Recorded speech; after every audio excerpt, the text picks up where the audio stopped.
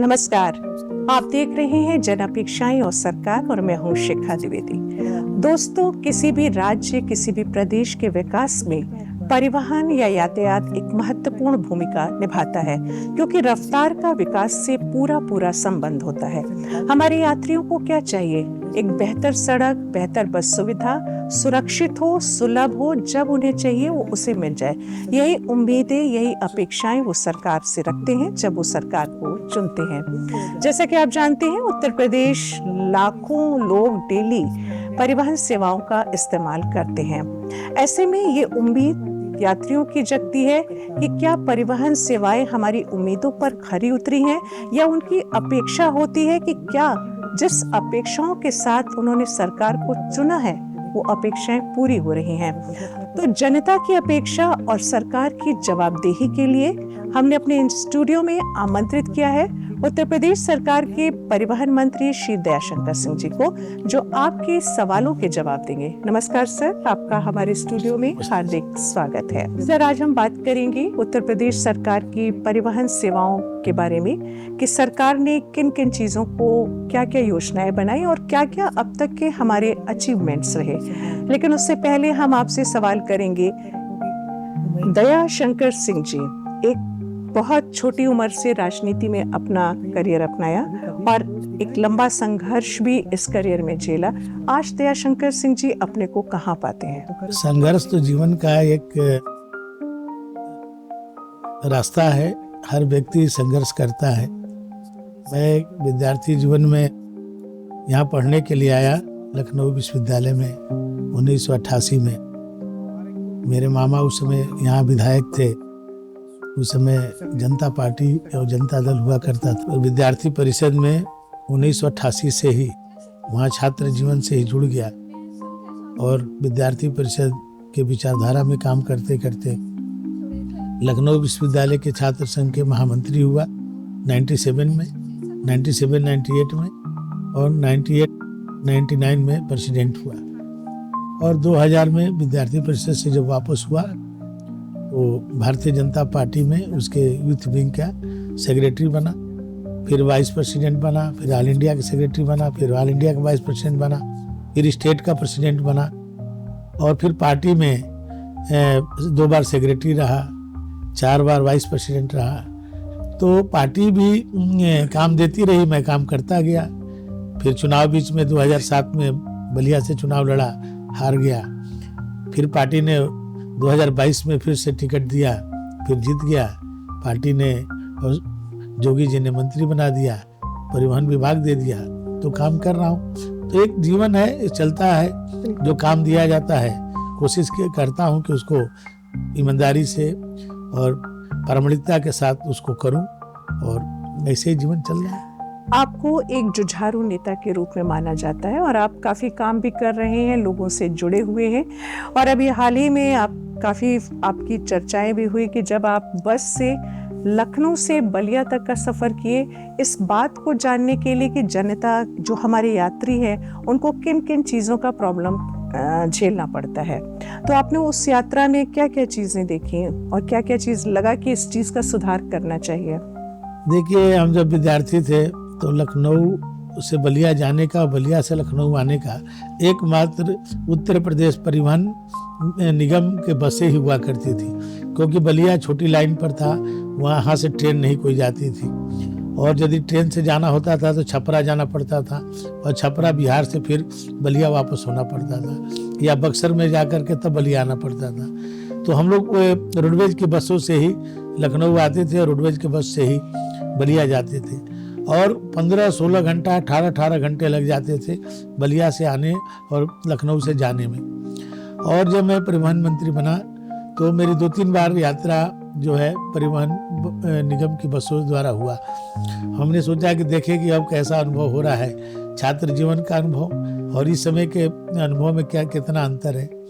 तो मैं बस में एक दिन ऐसे अचानक, जो बिना किसी कंडक्टर और ड्राइवर को बताया, बस को रोका। मैंने पूछा कि भाई इसमें जगह है? जान गए कि मंत्री जी हैं। जगह उन्होंने निकाला, कहा कि है। तो मैं उसमें बैठ करके गया और मैंने अनुभव किया कि वो बस कहीं रुकी नहीं रही थी। वो लखनऊ से अयोध्या, अम्बेडकर नगर होते हुए आजमगढ़, बलिया उसका रूट था। तो कहीं रोके नहीं। मैंने कहा कि भाई कभी कहीं वाशरूम के लिए तो बस को रोकनी चाहिए थी। अब ऐसे वो लोग कहीं रोकते रहे होंगे, लेकिन उसने समझे कि मंत्री जी बैठे हैं, कहीं ऐसे जगह पर रोकेंगे। तो मैंने अनुभव किया कि नहीं, हमने कहा नहीं, आप लोग इसका जो है, हमारा जो ढाबा है, हम लोगों ने अनुबंधित करते हैं ढाबा। हमने कहा कम से कम 2-3 जगह जो है ढाबे पर भी, मैंने जहाँ पर हमारा बस स्टैंड नहीं है या हमारा रोडवेज का वो नहीं है, तो वहाँ पर हम प्राइवेट से भी उसको वो करके वो करें कि वहाँ पर कम से कम लोग यात्री उतरें और वहाँ पर अपने लघु शंका उनको करना हो तो करें। और दूसरा मैंने अनुभव किया कि जैसे कहीं बस रुकती है तो कहीं वहाँ पर बहुत समय लग जाता था लोगों को अपने ऑर्डर देने पर, खाने होने का। तो मैंने कहा इसको भी ऑनलाइन व्यवस्था करिए आप लोग, कि ऑनलाइन व्यवस्था हो जाए तो पहले से ही वो मालूम रहे कि ये आपको चाहिए, तो लोग बना करके रखेंगे और समय का बचत होगी। बिल्कुल। और अच्छा अनुभव हुआ मुझे कि जिस यात्रा को पहले हमको 16 घंटा 18 घंटा लगता था, और हम 6 घंटे में उस यात्रा को अपने परिवहन निगम की बस से उसको मैंने पूरा किया। यशस्वी प्रधानमंत्री श्री नरेंद्र मोदी जी के मार्गदर्शन और माननीय मुख्यमंत्री योगी आदित्यनाथ जी के सतत प्रयासों से उत्तर प्रदेश आज औद्योगिक उत्कर्ष का प्रदेश है। देश की 55% मोबाइल मैन्युफैक्चरिंग उत्तर प्रदेश में हो रही है। इलेक्ट्रॉनिक कंपोनेंट्स का 60% उत्पादन यूपी में होता है। 32,000 से अधिक बड़े उद्योगों के साथ ईज ऑफ डूइंग बिजनेस में उत्तर प्रदेश नंबर 1 है। प्रदेश में 122 चीनी मिलों का संचालन हो रहा है। नोएडा, लखनऊ और कानपुर के टेक्नोलॉजी हब्स ने नवाचार को नई गति दी है। 15 लाख करोड़ रुपए से अधिक का निवेश धरातल पर उतरा है। 6 नोड्स में डिफेंस इंडस्ट्रियल कॉरिडोर विकसित किया गया है। उद्योग, निवेश और नवाचार नए उत्तर प्रदेश का आधार।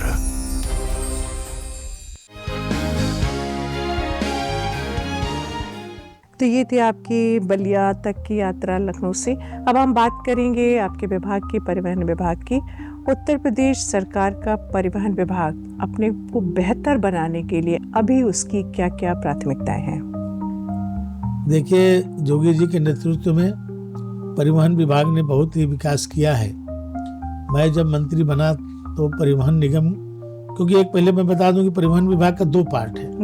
एक जो वो है कि जो पब्लिक ट्रांसपोर्ट का है, और दूसरा ये है कि जहाँ पर डीएल और रजिस्ट्रेशन और ये सब होता है या परमिट जो है, तो दो प्रकार के हमारे डिपार्टमेंट का है। तो परिवहन निगम में पहले 8,500 बसें थी।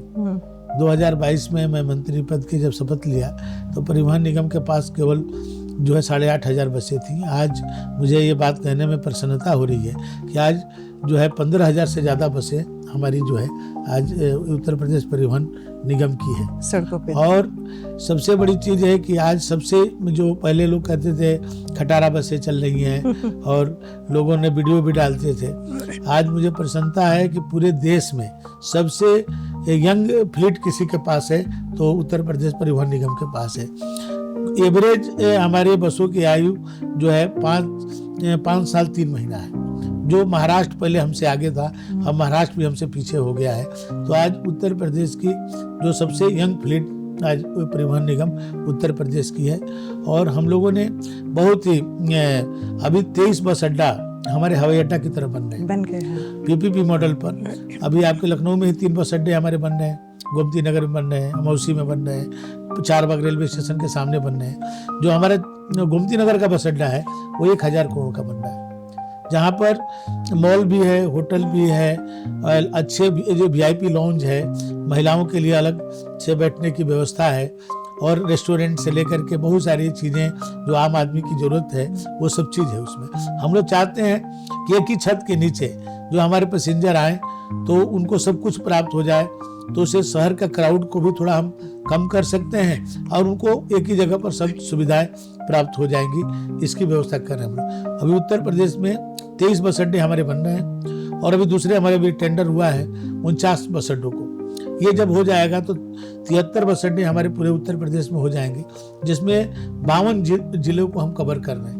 और हमारी कोशिश है कि हर जिले में कम से कम एक बस अड्डा हवाई अड्डा की तरह बने। और 23 जिले जो बचे हैं उसके लिए भी हम फिर से उसको हम तैयारी कर रहे हैं कि हमारा जो तीसरा चरण होगा वो 23 जिलों को लेकर के हर जनपद में एक बस अड्डा हवाई अड्डा की तरह होगा।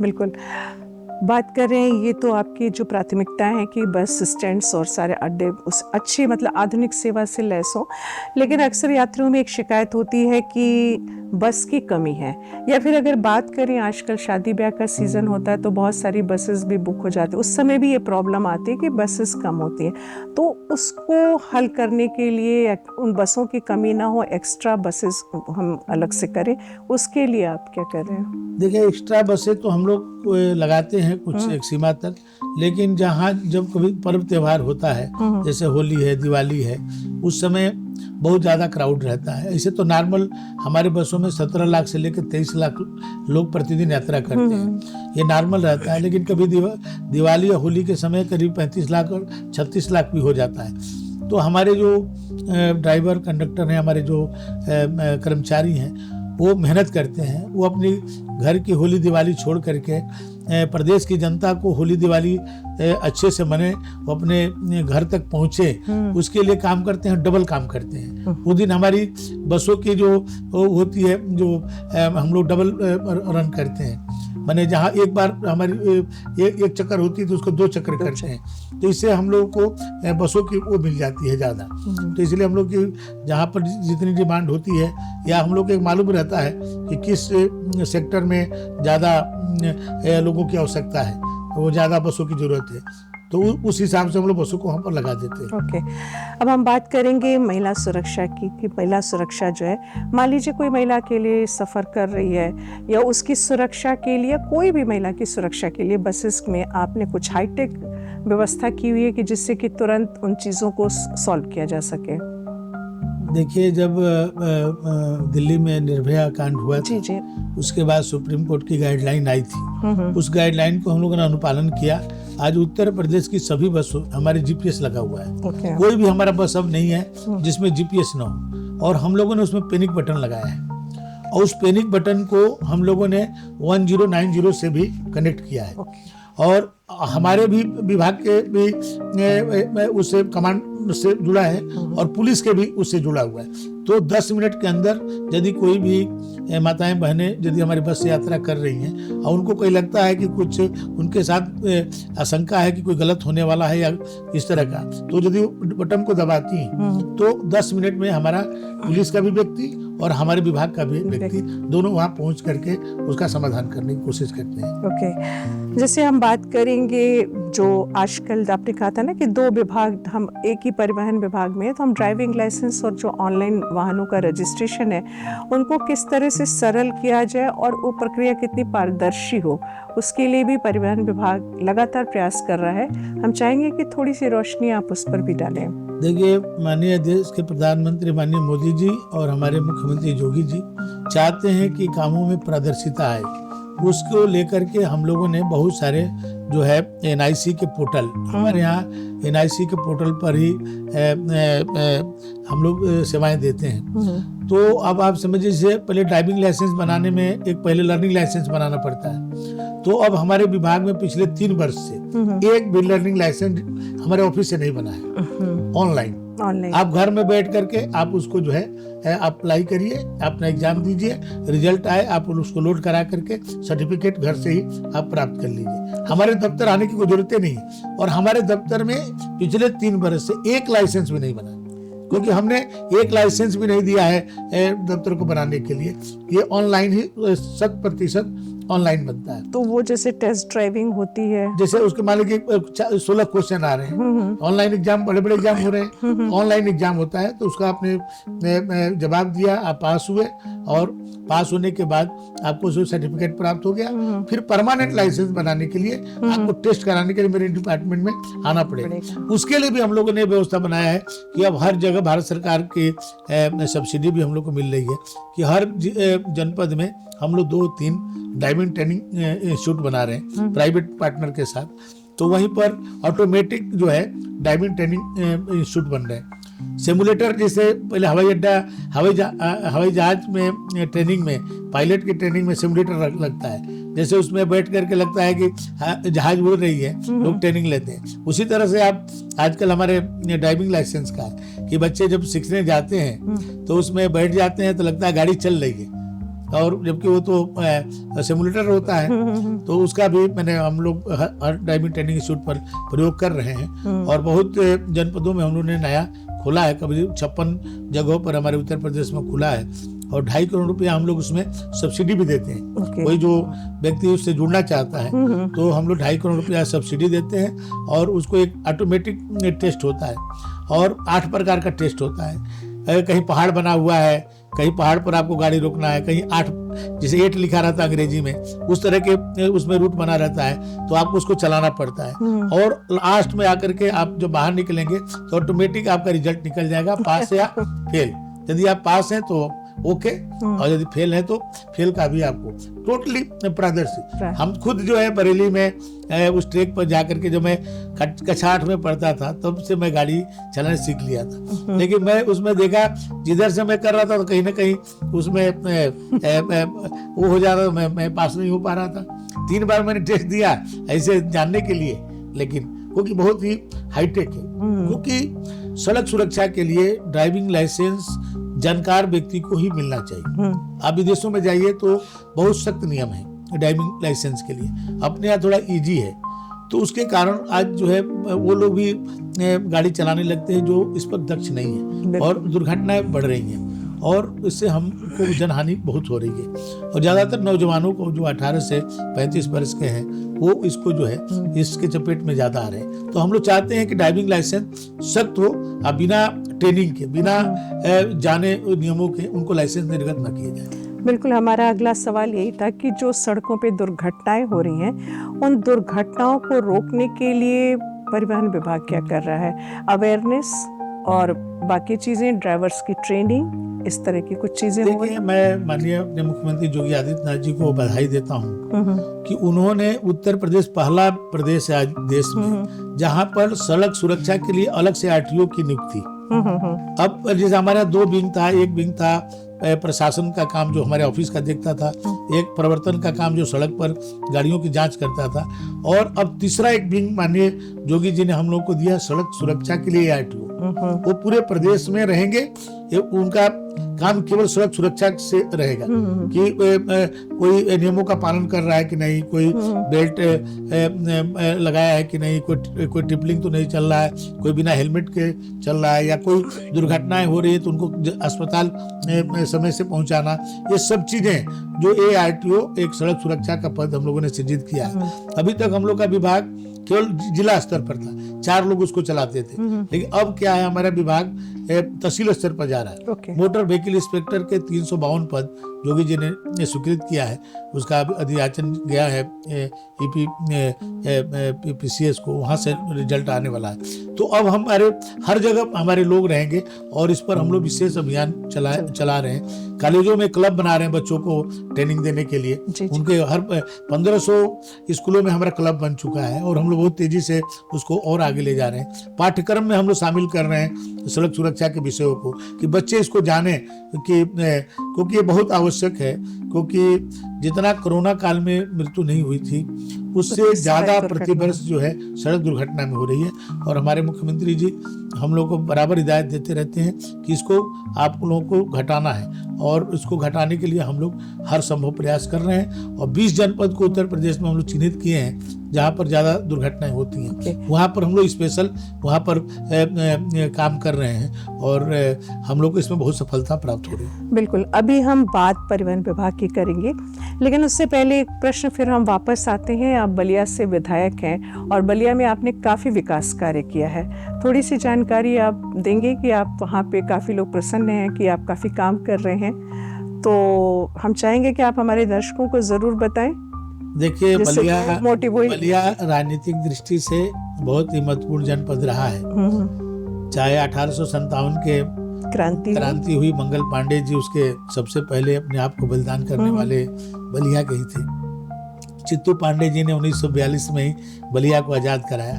चाहे जयप्रकाश नारायण जी व्यवस्था परिवर्तन की लड़ाई हुई तो बलिया के ही थे, और हमारे इच्छा शक्ति के धनी चंद्रशेखर जी जो पढ़ते समय कहे थे कि बनूंगा तो देश का प्रधानमंत्री बनूंगा, और वो बन करके दिखा दिया। तो बलिया राजनीतिक दृष्टि से बहुत महत्वपूर्ण जनपद रहा, ऋषि मुनियों की धरती रही है, गंगा और सरजू के बीच में बसा हुआ है, और महर्षि भृगु का एकमात्र मंदिर बलिया में ही है। तो बलिया के लोगों को जो विकास के बारे में कहें तो वो हिस्सेदारी नहीं मिल पाई, लेकिन मैं माननीय जोगी जी की सरकार को इसके लिए धन्यवाद देता हूँ कि जोगी जी ने बलिया में मेडिकल कॉलेज, सरकारी मेडिकल कॉलेज स्वीकृत किया, और उसका 437 करोड़ रुपया भी बलिया को निर्गत कर दिया। बलिया में हमारी पुरानी जेल थी, वहाँ पर नई जेल बनाने के लिए पहले 16 एकड़ में जेल थी, अब 67 एकड़ में हमारी बड़ी जेल बन रही है, सभी सुविधा से युक्त जेल बन रही है। हमारे यहाँ सड़कें जो है उतनी अच्छी नहीं थी, अब ग्रीनफील्ड एक्सप्रेसवे आज जो है बलिया में है, चौड़ी सड़कें आज बलिया में है, भृगु कॉरिडोर बन रहा है बलिया में, जैसे बाबा विश्वनाथ का और मां विंध्यवासिनी का बना है, उसी तरह बलिया में भी बाबा भृगु का कॉरिडोर बन रहा है। और वहाँ पर और भी आप समझिए कंपोजिट विद्यालय बच्चों का गया है, आपके क्रिटिकल केयर यूनिट के लिए वहाँ पर 50 बेड के लिए अलग से गया है। तो बहुत सारे डेवलपमेंट आज बलिया में भी हो रहा है, और हमारे वहाँ सुराह ताल है, उसका डेवलपमेंट हो रहा है। वहाँ कटहर नाला एक बहुत गंदगी रहता था जो है शहर के बीचों बीच में, उसका जो है बहुत बड़ा सुंदरीकरण के लिए 21 करोड़ रुपया गया है। तो बहुत सारे काम बलिया में हो रहा है। यशस्वी प्रधानमंत्री श्री नरेंद्र मोदी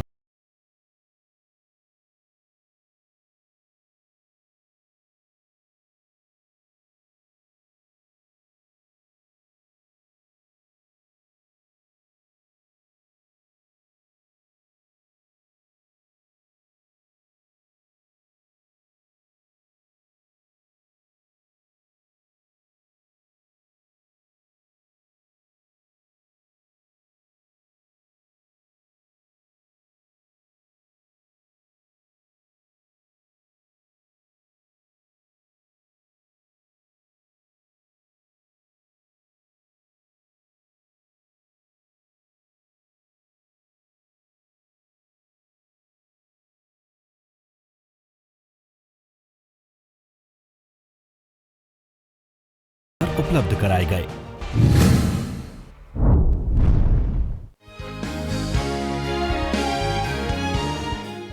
आजकल पर्यावरण की काफ़ी समस्या होती है, तो परिवहन विभाग किस तरह से कोशिश कर रहा है कि हम रोडवेज की जो बसेस हैं उनको इलेक्ट्रिक बसेस में कन्वर्ट करें ज़्यादा से ज़्यादा, जिससे कि पर्यावरण को हम बचा सकें। देखिए मुझे आपको इसके लिए भी मैं जोगी जी को धन्यवाद देता हूँ कि पहले केवल 15 शहरों में ही इलेक्ट्रिक बसें चलती थी, केवल शहरी क्षेत्र में। आज जो है 43 जनपद में उत्तर प्रदेश में हमारी इलेक्ट्रिक बसें चल रही हैं, और हमारे जो 10 जो एनसीआर के जनपद हैं वहाँ तो लगभग या तो हमारी सीएनजी चल रही है या इलेक्ट्रिक बसें चल रही हैं, जो दिल्ली से जुड़े हुए 10 हमारे जनपद हैं। और चार्जिंग हम लोग पॉइंट जिस तेजी के साथ लगा रहे हैं, सभी पेट्रोल पंपों पर हम लोगों ने चार्जिंग पॉइंट लगा रहे हैं। हमारे 300 डिपो और बस स्टैंड मिला करके हैं, वहाँ पर हम लोग चार्जिंग पॉइंट लगा रहे हैं।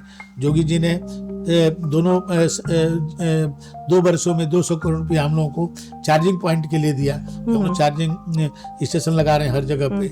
और उसके बाद हम लोग को 900 करोड़ रुपया दिया केवल इलेक्ट्रिक बसों को चलाने के लिए, कि नई बसें खरीदिए, क्योंकि उसको खरीदने में एक बार पैसा ज्यादा लगता है, लेकिन उसका मेंटेनेंस बहुत कम है।